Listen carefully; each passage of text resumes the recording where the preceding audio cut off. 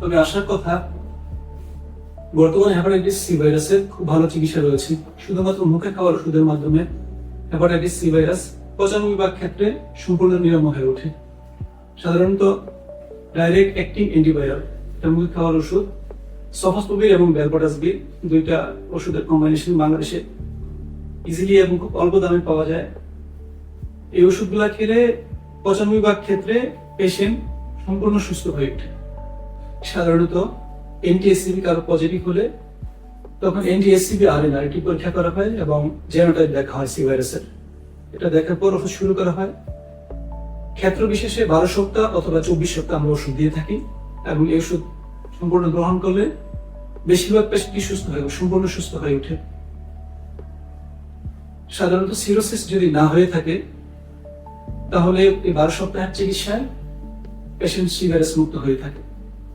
তাই কারো এনটিএসসিবি যদি পজিটিভ হয়, সময় নষ্ট না করে যত দ্রুত সম্ভব লিভার টিস্যুকে শরণাপন্ন হওয়া উচিত।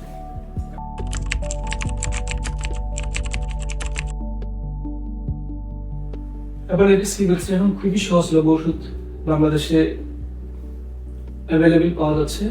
সাধারণত মুখে খাওয়ার ওষুধ আমরা 12 সপ্তাহের জন্য ইউজ করি এবং এই ওষুধ ইউজ করলে 95% ক্ষেত্রে পেশেন্ট সম্পূর্ণ সুস্থ হয়ে ওঠে।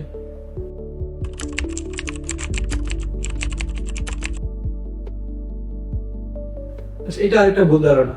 বর্তমান সময়ে সি ভাইরাসের চিকিৎসা খুবই সহজলভ্য এবং তুলনামূলক অনেক কম খরচে পাওয়া যায় এবং এটার পার্শ্বপ্রতিক্রিয়া অনেক কম।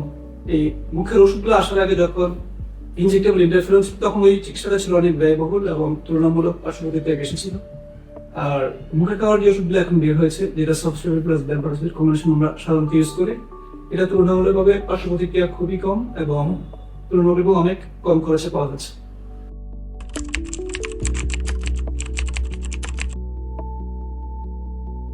এটা আরেকটা ভুল ধারণা। পেশেন্ট আমরা যখন চিকিৎসা শুরু করি, ট্রিটমেন্ট শেষ হওয়ার 12 সপ্তাহ পরে আমরা সাস্টেইন ভাইরাল রেসপন্স বা এসবিআর যেটাকে বলি, ওই পরীক্ষাটা আবার করে দেখি ভাইরাস কোন অবস্থায় আছে।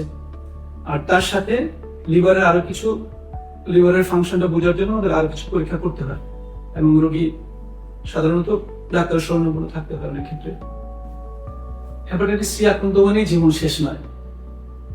সঠিক পরীক্ষা, ডাক্তারের নির্দেশনা সঠিকভাবে পালন করা এবং সঠিক ওষুধের মাধ্যমে আপনি হেপাটাইটিস সি মুক্ত থাকতে পারেন এবং লিভারকে সুস্থ রাখতে পারেন। ধন্যবাদ সবাইকে।